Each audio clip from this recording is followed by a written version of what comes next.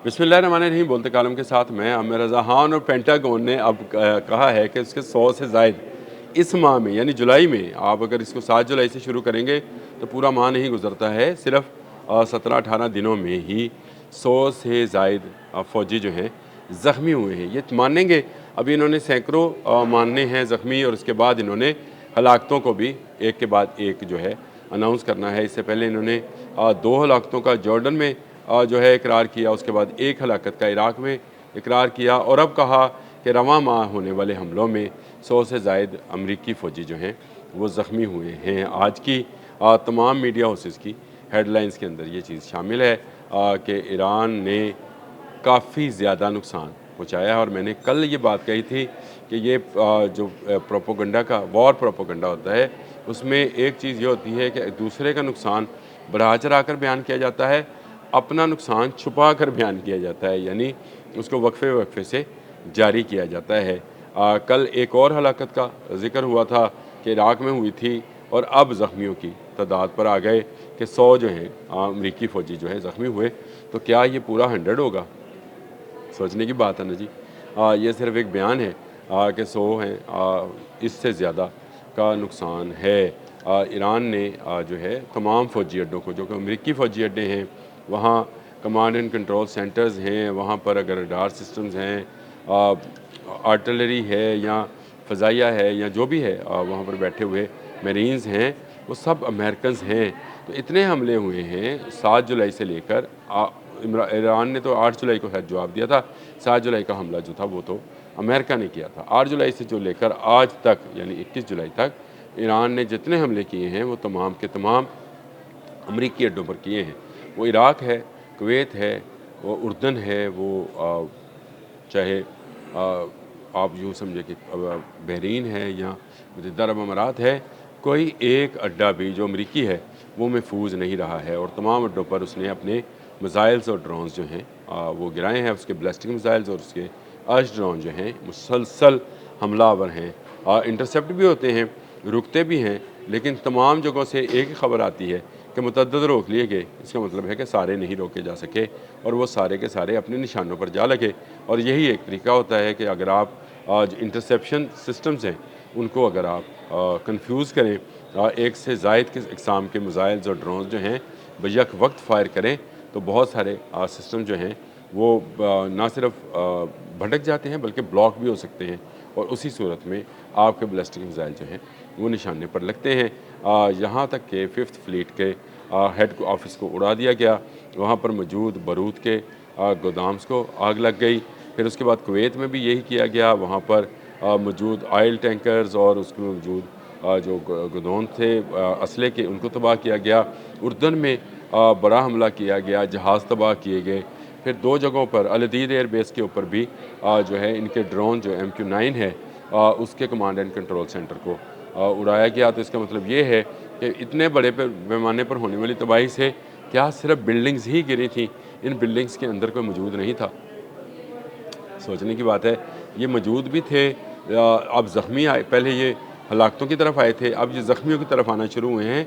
अभी ये 100 पेंटागन ने जारी की है कि जी 100 जो हैं ज़ख्मी हैं और हमारी इतलात के मुताबिक ज़ख्मियों की तादाद कहीं ज़्यादा है। गुज़िश्ता रात भी कुवैत और बहरीन के मुख्तलिफ़ अड्डों पर हमले किए गए हैं। तो इसका मतलब ये हुआ कि आने वाले दिनों में आपको मज़ीद अमरीकी फ़ौजियों के ज़ख्मी और हलाक होने की ख़बरें जो हैं वो मंज़र आम पर आती नज़र आएंगी।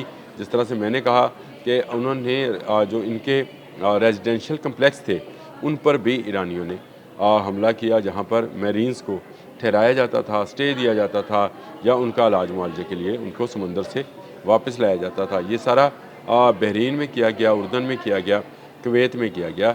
ये बड़े अहदाफ रहे हैं इस चंद रोज़ा जंग के अंदर ईरान के, और ईरान को पता था कि यहाँ पर फ़ौजियों की तादाद ज़्यादा है। वैसे तो उसने कतर और इराक़ पर भी हमला किया, मुत्तहिदा अरब अमारात में भी एक फ़ौजी अड्डे और सऊदी अरब में भी अल सुल्तान एयरबेस पर भी हमला किया, लेकिन वो छोटे पैमाने थे। एक आध मिसाइल जो था वो लग गया, बाकी इंटरसेप्ट हो गए। ईरान ने उस तरह से उन हमलों को जो है ऑन या उसको तस्लीम नहीं किया।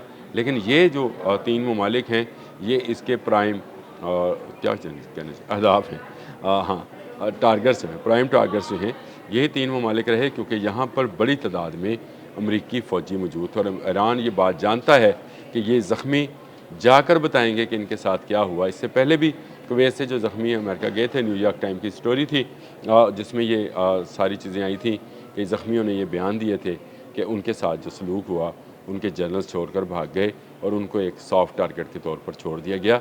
इस तरह की ख़बरें जो हैं बाकी मीडिया हाउसेस से भी आती रहीं। अब भी इस तरह की ख़बरें जो हैं आहिस्ता आहिस्ता बाहर आएंगी। ये ज़ख्मी जो हैं जब मुंतकिल किए जाएंगे, इनके साथ वो डेड बॉडीज़ भी होंगी जो कि नेचुरली जाएंगी। और मैंने कल ये बात कही थी, आज दोबारा कहता हूँ कि कब तक आप फ्रीज़र में रखोगे, आपको एक दिन ले जानी है अमेरिका। ये बहुत ही नाजुक मामला बन जाएगा।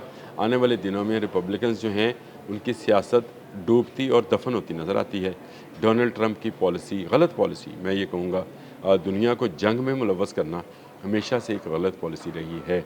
अगर ईरान एटमी असला बना रहा होता या उसके पास होता तो चल गया होता, ये डोनाल्ड ट्रंप भी तस्लीम करते हैं।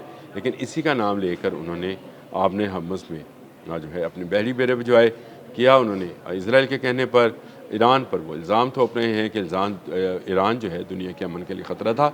ईरान ख़तरा नहीं था। ईरान ने आज तक अपने किसी हमसाया मुल्क पर 1 इंच ज़मीन का दावा नहीं किया है। ये बात मैं बड़े वसूख से कह रहा हूँ कि ईरान ने आज के दिन तक 1 इंच ज़मीन पर दावा नहीं किया है किसी एक मुल्क के भी। हमारी भी सरहद लगती है उसके साथ, उसने नहीं किया है। और दूसरा बड़ी बात यह थी कि आपने हमस खुली थी, उसका इंटरनेशनल वाटर जो था वो आने जाने वालों के लिए यानी ट्रेड करने वालों के लिए ओपन था। ईरान जो था सिर्फ अपना तेल जो था इसी सारे मामले में ट्रेड कर रहा था। आपने ब्लॉकेट किया और इस ब्लॉकेट के नतीजे में आप देख लीजिए आज आपने हमस मुकम्मल तौर पर बंद है। पेट्रोल की कीमतें हाई फ्लाई पे हैं और जो है स्टॉक एक्सचेंज वो डाउन टू अर्थ हैं, मतलब बिल्कुल ज़मीन के नीचे मेरा ख्याल है दफन होते चली जा रही हैं। एरो को अगर देखें तो मुझे तो खौफ आता है कि किस तरह वो नीचे गिर रहा है। 7 जुलाई से पहले ये एरो ऊपर की तरफ जा रहा था और पेट्रोल की कीमतें नीचे की तरफ आ रही थी। हम भी खुश थे कि चलें हमें तो कम से कम पेट्रोल सस्ता मिल रहा था। आज फिर देख लीजिए कि 5 रुपये कुछ पैसे जो है 71 पैसे शायद डीज़ल जो है उसकी कीमत बढ़ा दी गई और अब रोज़ाना की बुनियाद पर ये कीमत आएगी। ये सब इस जंग का किया धरा है। ये सिर्फ पाकिस्तान का मामला नहीं है, ये ख़ित्ते के तमाम ममालिक और उन तमाम ममालिक का जो फॉसल फ्यूल्स जो है या क्रूड ऑयल जो है वो बाहर से मंगवाते हैं, उनके लिए ये महंगे से महंगा होता चला जा रहा है। इस जंग को अमेरिका ने शुरू किया था।